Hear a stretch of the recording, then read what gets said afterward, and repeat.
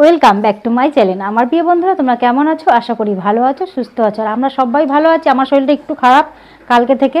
আমার নন্দিশিকার চ্যানেলে অনেক অনেক স্বাগত। কালকে কোনো ভিডিও করিনি, ঠিক আছে? আজকে আবার ভিডিও করছি। ভিডিও যদি না করি কি ছাড়বো বলো? তো এদের অবস্থা খুবই খারাপ, ফাঙ্গাস হয়েছে এদের গায়ে। আবার তার পরশুদিন একটা মাছ মরে গেছে। তো মানে শরীর যতই খারাপ লাগুক, আমি ভাবলাম চলো আজ পরিষ্কার করে দিই। আবার যদি কোনো মাছ মরে যায় তো আমার মন তো খুবই খারাপ হয়ে যাবে। এরা আমাদের বাড়ি 2 বছর ধরে রয়েছে, আর এরা অনেকগুলো হয়ে গেছে বলে বড় গাবলার মধ্যে দিয়েছি, খেলতে সুবিধা হবে। আর ফিল্টার লাগিয়ে দিয়েছে। আর আজকে অ্যাকাউন্টটা পরিষ্কার করতে প্রচুর খাটনি আছে। কেন বলো তো? এর মধ্যে মাছ মরেছে, আর প্লাস হচ্ছে ওদের ফাঙ্গাস হয়েছে। সব পাথর তুলতে হবে, পাথরগুলো তো তুলে ভালো করে পাথর ধুতে হবে, পুরো কাজ ভালো করে পরিষ্কার করতে হবে। আচ্ছা, বহুত খাটনি, না করলেই নয়, তাই করতেই হবে, নাহলে মাছ যদি মরে যায় তাহলে তো হয়ে গেল। আর প্রত্যেকটা মাছের গায়ে ফাঙ্গাস হয়েছে।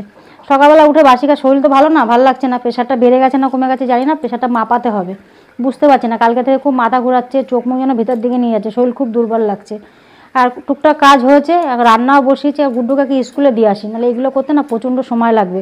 গুড্ডুকে স্কুলে দিয়ে আসা, জিৎ দিয়ে আসবে, তারপর এগুলো করবো।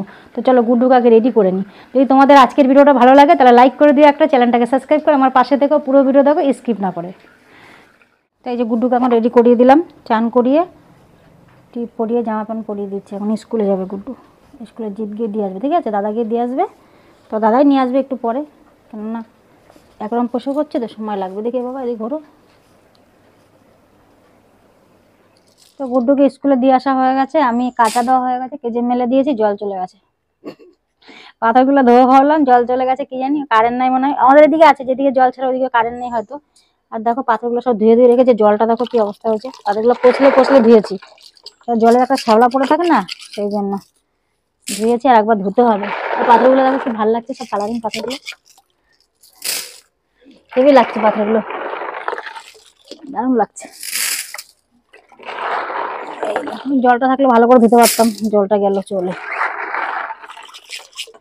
আর কি মশা রে ভাই, কাজ করবো কি মশায় আমার। তো পুরো জল পরিষ্কার করে, পাথরগুলো তো বাইরে থেকে পরিষ্কার করে নিয়ে সুন্দর করে বিছিয়ে দিয়ে এখন জল দেওয়ার পালা। পুরো জল একদম পরিষ্কার করে তুলে নিয়েছি, একটুও জল ছিল না আগের জল। এখন জল দেবো আস্তে আস্তে, তারপর ওদেরকে ওষুধ ওষুধ দিয়ে তারপর ছাড়বো। গালার মধ্যে রয়েছে, হাঁপিয়ে গেছি। এ দেখতে তো সুন্দর লাগে, কিন্তু প্রচুর পরিমাণে খাটনি বন্ধুরা, প্রচুর খাটনি।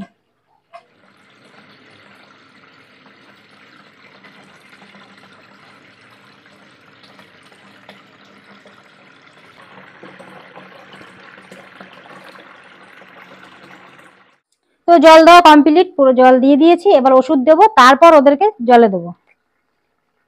তো জলের ওষুধ এগুলো, এক ঢাকনা জল দিয়ে দিলাম।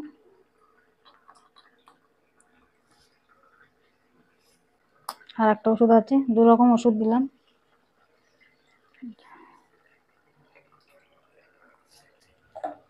সবার লাস্টে দিচ্ছি সল্ট। এই সল্টটা দেওয়ার কারণ হচ্ছে কি, মাছে যে ফাঙ্গাস হয়েছে সে ফাঙ্গাসটা কাটার জন্য। এই দেখো, এতটা জলে আমার এতটা সল্ট লাগবে, তাই পুরোটাই দিয়ে দিলাম। এই সল্টটা গলে গেলে আর একটা ওষুধ আছে, গলে গেলে তারপরে দেবো। জলের সাথে এটা মিশে যাবে, তারপর ওটা দেওয়া যাবে, বুঝেছো? তো মাছের এখন পরিষ্কার করে এসে গ্যাস মুছলাম, বাসন মাজলাম, ঘর মুছলাম। তো এইদিকের কাজ কমপ্লিট হয়ে গেছে। তো চলো একবার তোমাদেরকে দেখিয়ে দিই পরিষ্কার করার পরে কেমন লাগছে দেখতে, ঠিক আছে? এখন আমি এগুলো করে চান করতে যাবো, প্রায় 1:30টা বেজে গেছে, অনেক দেরি হয়ে গেল। তো দীঘার সমুদ্রে দিয়ে দিয়েছি এদেরকে। এখন দেখো কত সুন্দর ওরা খেলা করছে। আর ফাঙ্গাস যে হয়েছে তোমরা বুঝতে পারবা কিনা, অত ক্যামেরা বোঝা যাচ্ছে কিনা জানি না। ওই যে যে মাছটা আছে না, বড় কি সুন্দর লেজটা, ওর বেশি হয়েছে, মানে পুরো লেজটা লাল হয়ে গেছে। প্রত্যেকটাই আছে কিন্তু ওর বেশি, এরও হয়েছে, প্রত্যেকটা মাছেরই হয়েছে। সেই জন্য তাড়াতাড়ি করে জল চেঞ্জ করলাম। আর দেখতে এখন কত সুন্দর লাগছে, মানে সমুদ্রে খেলা করছে। তো থাক দীঘার সমুদ্রে, ঠিক আছে? তো সন্ধ্যাবেলা আবার চলে এসেছি, গুড্ডুকে পড়াতে বসেছি। ও এখন লিখতে বসবে, হাতের লেখা লিখবে, আর এই যে মুড়ি খাবে। খিদে পেয়ে গেছে, সন্ধ্যাবেলা চপ মুড়ি নিয়ে এসেছি, চপ নিয়ে এসেছি, অনেকদিন পর আবার চপ খাচ্ছি গো। পেঁয়াজ দিয়ে মাখাচ্ছি মুড়িটা, মুড়ি টুড়ি খেয়ে নিক, তারপর লেখা করবে। কি করছিস, নাগা দিচ্ছিস কেন? কি হয়েছে? আর গরম লাগছে কি? না মুড়ি খাবা? তোমাকে বাটিতে দেবো আলাদা করে? হ্যাঁ, না চপ নাও, কে পড়বা? হ্যাঁ, তো এখন চলে এসেছি রান্নাঘরে, গুড্ডুকে ভাত খাবো, 9:30 বেজে গেছে। আর এখন শুধু ভাতই করলাম। আর ওই বেলা দুপুরবেলা করেছিলাম মাছের ঝোল আলু দিয়ে আর শিম আলু ভাজা, দুটোই আছে, মাছের ঝোলও আছে, শিম আলু ভাজা আছে। গুড্ডুকে মাছ দিয়ে ভাত খাবো, আর তরকারি করিনি, এখন শুধু ভাত করেছি। মাছের ঝোলটা একটু গরম করে নিচ্ছি।